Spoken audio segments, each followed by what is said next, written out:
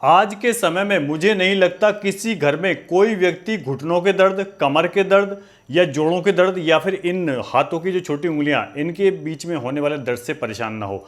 हर घर में कोई ना कोई व्यक्ति इन सब बीमारी से पीड़ित जरूर मिल जाएगा। अब इसके कारण बहुत से हो सकते हैं, तो आज की वीडियो में उन सब कारणों को और खासकर घुटनों के दर्द से जो लोग पीड़ित हैं वो क्यों पीड़ित हैं। जो ग्रीस बोला जाता है, डॉक्टर बोलता है कि आपके घुटनों का ग्रीस खत्म हो गया है, अब क्या वो ग्रीस दोबारा से बनाया जा सकता है? वो ग्रीस खत्म क्यों होता है? बिना दवाइयों के इसको कैसे आप बना सकते हो घर पे? यदि आप वेजिटेरियन हो चाहे आप नॉन वेजिटेरियन हो, दोनों के लिए कौन से ऐसे सोर्सेज हैं जो कि घर पर रहकर बिना दवाइयों के और कुछ एक्सरसाइजेस के साथ या फिर कुछ अपनी हैबिट्स को बदलने के साथ आप कैसे अपने घुटनों को सही कर सकते हो, या फिर यदि अभी आपकी इस बीमारी की शुरुआत है तो आप उसको कैसे रोक सकते हो। नमस्कार दोस्तों, आज फिर से आपका स्वागत है हेल्थ क्लासेस के नए सेशन में। मैं आपका बहुत बहुत स्वागत करता हूं। आज आपको नी जॉइंट से पूरा समझाऊंगा कि कैसे इसकी स्ट्रक्चर है, एनाटॉमी क्या है, फिजियोलॉजी क्या है, जो इसके अंदर ग्रीस होता है उसको मेडिकल लैंग्वेज में क्या बोलते हैं, उसका रोल क्या है, कैसे बनता है।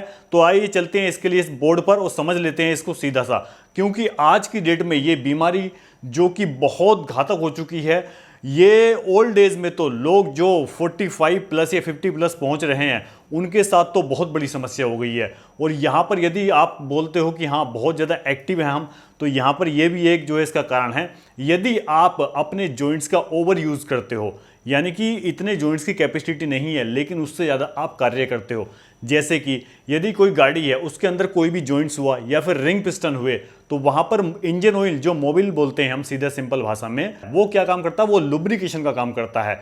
वही ग्रीस होता है। एक सिंपल भाषा में यदि बोलूं, जॉइंट्स में यदि लुब्रिकेशन, यदि इंजन ऑयल ना डाला जाए इंजन के अंदर, तो वो कुछ समय ही चलेगा थोड़ा बहुत, उसके बाद गर्म होके हीट्स होके वो फट जाएगा, ब्लास्ट हो जाएगा या फिर जाम हो जाएगा। तो चलिए आगे आपका समय व्यस्त ना करते हुए बोर्ड पर आपको पहले तो पूरा जॉइंट्स का, स्पेशली नी जॉइंट्स का स्ट्रक्चर समझा देता हूं कि अंदर से बिल्कुल सिंपल भाषा में हर कोई जो व्यक्ति सुनेगा या इसको देखेगा वो समझ जाएगा।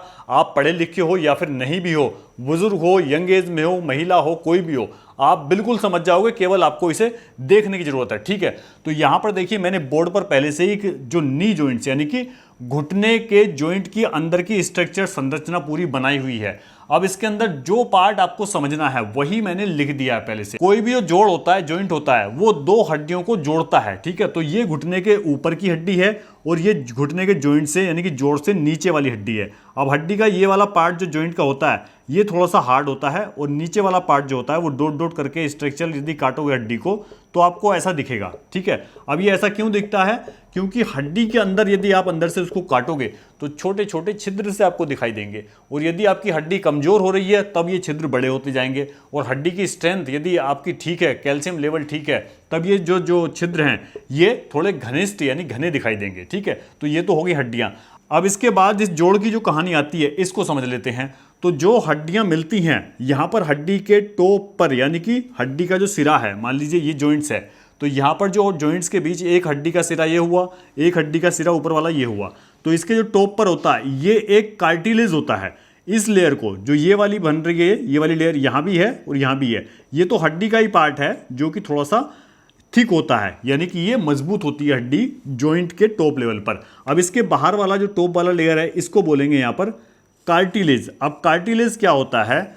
ये कार्टिलेज दोनों जॉइंट्स के टॉप का होता है, टॉप पर होता है। ये गद्दीनुमा स्ट्रक्चर होती है कार्टिलेज, जो कि हमारे जोड़ों को सेफ स्ट्रक्चर बनाए रहती है। यानी कि एक जॉइंट्स, एक हड्डी दूसरे पर यदि डायरेक्ट टकरा भी जाए तो वो उसको ज़्यादा क्षति ना पहुंचा पाए। किसी कारणवश साइनोवियल फ्लूइड, जिसको ग्रीस बोलते हैं, वो आगे समझाऊंगा, यदि वो खत्म हो गया तो आपकी हड्डियों के बीच में गैप कम हो जाएगा। गैप कम होगा तो हड्डी से हड्डी टकराएगी, ऐसे आपस में ऐसे टकराएगी। तो यदि कार्टिलेज भी नहीं हुआ तो वहां पर बहुत आपको कट से टक टक आवाज आएगी और हड्डी टूट जाएगी, फ्रिक्शन हो जाएगा, हड्डी के जो है थोड़ी मतलब टूट सकती है, घिस सकती है बहुत बुरी तरीके से। ठीक है, तो ये कार्टिलेज का रोल होता है और हड्डी को आपस में एक जगह रोके भी रखता है, ये भी रोल होता है। ठीक है, अब कार्टिलेज समझ में आ गया। उसके अंदर पहले ये लिगामेंट जो आपको दिख रहा है, अब कई बार आपने सुना होगा हाथ में झटका आ गया, पैर खिंच गया, मोच आ गई, तो उसमें डॉक्टर बोलता है लिगामेंट्स फ्रैक्चर हुआ है। अब लिगामेंट्स ये चीज होती है, धागे जैसे होते हैं, धागे नुमा, ऐसे बहुत सारे होते हैं, मल्टीपल। ये आपके जोड़ को, जॉइंट को एक जगह रोककर बनाए रखने में सहायता करते हैं। यदि लिगामेंट्स नहीं है तो एक हड्डी आपकी इधर चली जाएगी, एक इधर चली जाएगी, ठीक है। तो एक प्रकार से इनको धागे समझ लीजिए कि धागों से बांधकर भगवान ने पहले सिस्टम बनाया है उस जोड़ को, जॉइंट्स को एक जगह बनाए रखने के लिए, ठीक है।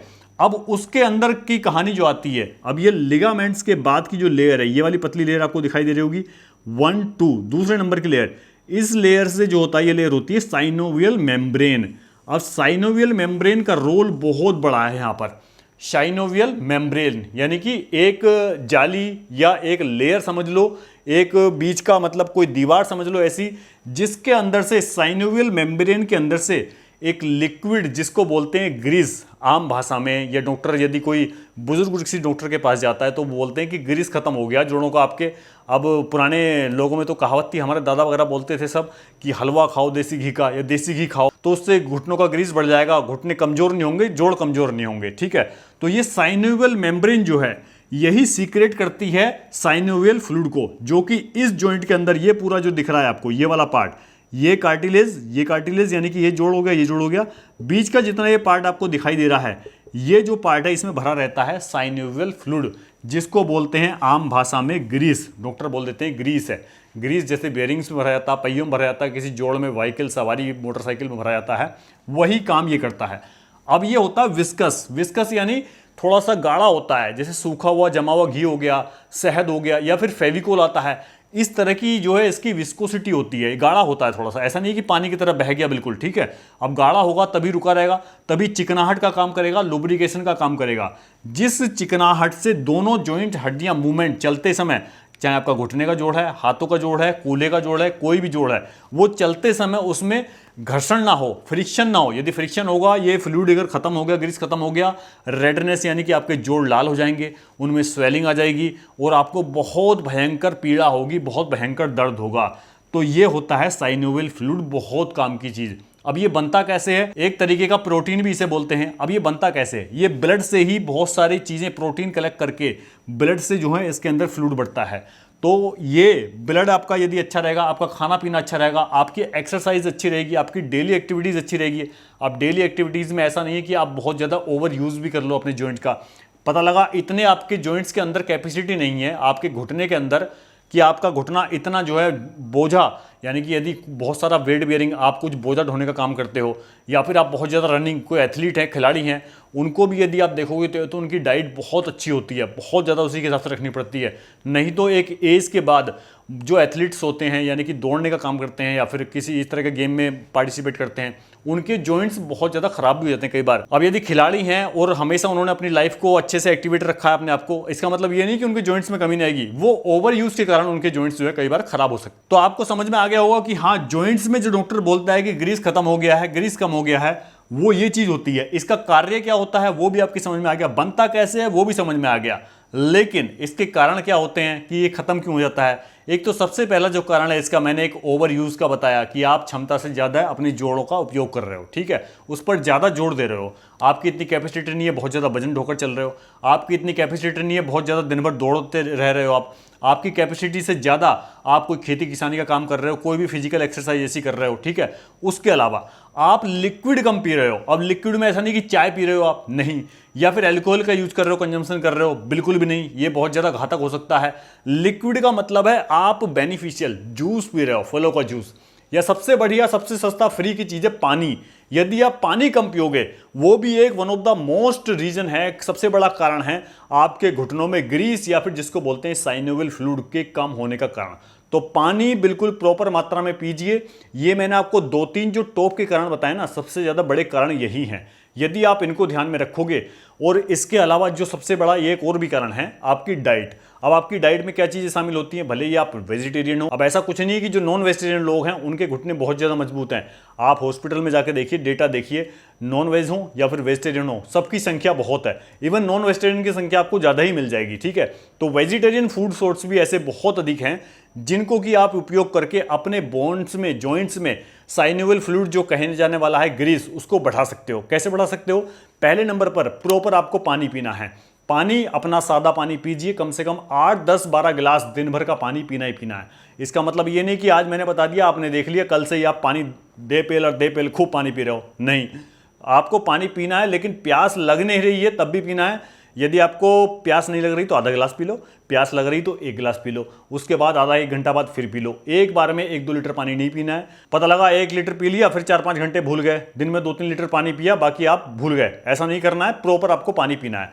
फ्रूट्स, फल ज़्यादा से ज़्यादा खाने, प्रोटीन के फैटी एसिड्स, ओमेगा 3 एसिड्स, और सबसे बढ़िया वेजिटेरियन सोर्स जो आपके घुटनों के ग्रीस को बढ़ाएगा, बहुत ही सस्ता, जो कि हर गांव में हर जगह मिल जाएगा, जिसको कि पशु बहुत खाते हैं। अब पशु खाते हैं ऐसी चीज़ें तभी तो उनके जॉइंट्स सही रहते हैं। वो तो किसी डॉक्टर के पास नहीं जा रहे कि हाँ किसी भैंस का, गाय का, बैल का आपने देखा है कि जोड़ खराब हो गया नेचुरली, यानी कि बिना किसी कारण के यदि कुछ एक्टिविटी नहीं करनी, चोट फेंट नहीं लगी है, तो किसी भैंस, गाय, बैल का आपने जोड़ खराब होते हुए देखा? नहीं ना। क्यों नहीं होता?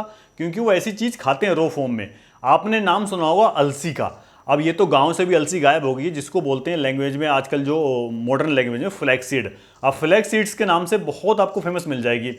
इवन मैंने पर्सनल अपना एक्सपीरियंस बताऊं तो बहुत सारे डॉक्टर्स के टेबल पर फ्लैक्सीड्स का जो एक पैकेट आता है ना, थोड़ा से रोस्टेड भी आते हैं, टेस्ट को थोड़ा एनहेंस करने के लिए, बढ़ाने के लिए रोस्टेड भी आने लग गए हैं आजकल। अब वो 100 ग्राम की कीमत आपको इतनी ज्यादा चार्ज करती है कि उसके अंदर आप 5 किलो खरीद लोगे, ठीक है। तो ये तो एक अलग की बात होगी मार्केटिंग की, लेकिन मैं इसके यूज की बात कर रहा हूं कि डॉक्टर्स भी इसको खाते हैं। तो फ्लैक्स सीड्स, अलसी के सीड, अलसी के बीज, इनको अपनी डाइट में शामिल कीजिए। कैसे कर सकते हो? पाउडर बना लो इनका, या फिर आजकल गर्मी का मौसम है, शेक बनाओ, जूस बनाओ, उसके अंदर थोड़ा डाल लो, पहले सोक करके रख दो, उसके अंदर पहले, या तो फिर उसका पाउडर बना के रख लो डब्बे में। 1 चम्मच डाला, जो भी शेक वेक बनाया अपना, उसके अंदर डाला और पी गए। इसी तरह के चिया सीड्स भी होते हैं। तो ये फ्लैक्स सीड्स, अलसी का बीज सबसे बढ़िया। यदि आप इसको प्रॉपर रोज लोगे ना, आपको कोई और चीज पर ध्यान देने की जरूरत नहीं है। फ्लैक्सीड खाओ, अपना अच्छा खाना खाओ और पानी की मात्रा प्रॉपर रखो, ठीक है। ग्रीन पत्तेदार सब्जियां, और जिन सब्जियों के जो है रंग जो है ना डार्क होते हैं, बहुत डार्क कलर की होती हैं, बहुत हरी होती हैं, जैसे कि गोभी हो गई, मूली हो गई, या फिर और भी कई सारे सलजम हो गए, चुकंदर हो गया, इस तरह की सब्जियां हो गई। और नट्स में आपकी सर्दियों में तो मूंगफली फ्री की, मतलब बहुत सस्ती चीज़ है, सबसे सस्ता नट्स होता है। अखरोट का बहुत बड़ा रोल है। अखरोट हालांकि महंगा मिलता है, तो अखरोट से सस्ता मैंने पहले आपको उपाय बता दिया कि आप फ्लैक्सीड, अलसी के बीज खाओ। इसको जैसे खा सकते हो, अपनी डाइट में उपयोग कर सकते हो, वैसे करो, ठीक है। अपना घर का देसी घी खाओ, या फिर अलसी या फिर कोकोनट का ऑयल, इस तरह का ऑयल भी अपनी डाइट में आप शामिल कर सकते हो। लेकिन उससे बेटर है ऑयल से कि आप अलसी के सीड्स को पाउडर बना के जूस में, शेक में शामिल करके मिला के जैसे खा सकते हो वैसे खाओ। दही का उपयोग करो, और अल्कोहल मत यूज करो, स्मोकिंग मत करो। और बाकी अपना लाइफ स्टाइल, जो यदि आप काम कम करते हो, आप यानी कि एक्सरसाइज आपकी कम होती है दिन भर में, तो आप रनिंग करो, हल्की फुल्की रनिंग करो, जरूर करो, कम से कम 15 से 20 मिनट रोज करो, जिससे कि आपकी पूरी बॉडी के जॉइंट्स जो हैं उनको पता लगे कि यहाँ भी कुछ हलचल हो रही है, उनका उपयोग हो रहा है। यदि आप उपयोग नहीं करोगे तो जो साइनोवियल मेम्ब्रेन मैंने आपने बताई थी ना आपको, वो सीक्रेट करना बंद कर देगी। जो साइनोवियल फ्लूइड है, ये ग्रीस बनना बंद हो जाएगा। तो इसीलिए मैं कह रहा हूं जॉइंट्स का प्रॉपर यूज करना भी बहुत जरूरी है। ऐसा ना हो कि हम लोग भूल जाएं कि हाँ ठीक है, जॉइंट्स का बिल्कुल यूज ही ना करें, हम दिन भर ऑफिस में बैठे रहें।